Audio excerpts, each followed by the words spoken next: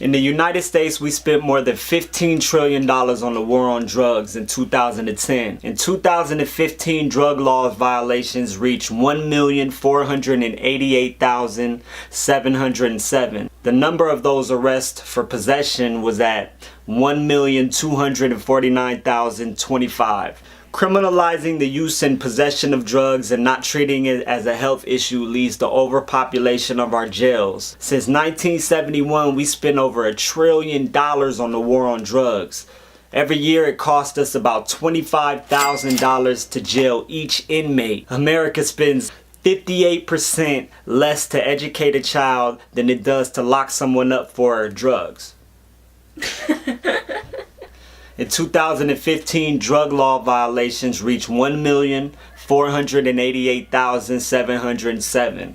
The number of those arrests for possession was at 1,249,025. Criminalizing the use and possession of drugs and not treating it as a health issue leads to overpopulation of our jails. And on top of that, they end up getting a criminal record, which affects them being able to find a job, get financial aid for school, housing, and government assistance to be able to feed themselves.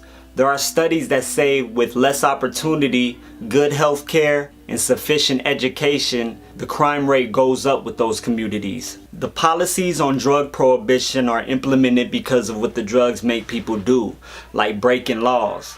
But these laws do nothing to help the situation, just make that shit way worse. Alcohol prohibition had the same effects. Making it illegal caused a black market for it. This resulted in a lot of crime and violence that grew from that. Alcohol prohibition lasted about 13 years before being repealed in March 1933. We are going on over 40 years of drug prohibition. In the United States, more than 14,000 people died in 2014 from prescription opioid usage alone.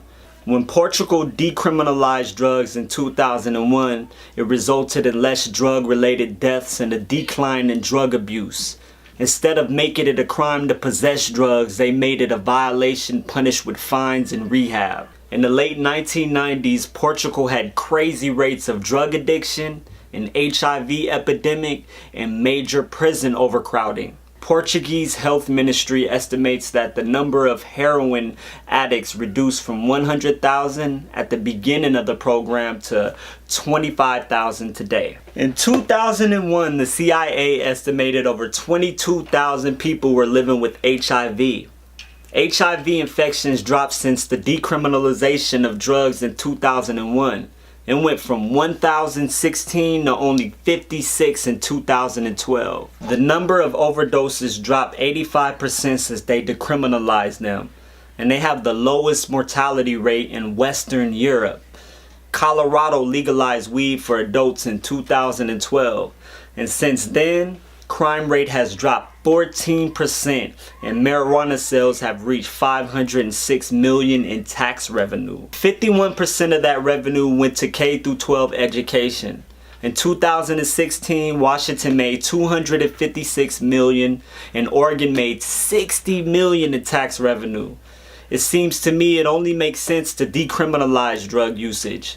People shouldn't be punished for life for an addiction they can't control, or even for something they choose to put in their own damn body. I think it makes more sense to invest in drug treatment programs as opposed to private prisons that have an incentive to lock up non-violent people, ruining their lives for profit. The war on drugs isn't a war on drugs at all. It's really a war on minorities and the poor people of this country. This is Marlon. You have watched another episode of Lace Yourself Politics. Like, subscribe, and I would greatly appreciate it.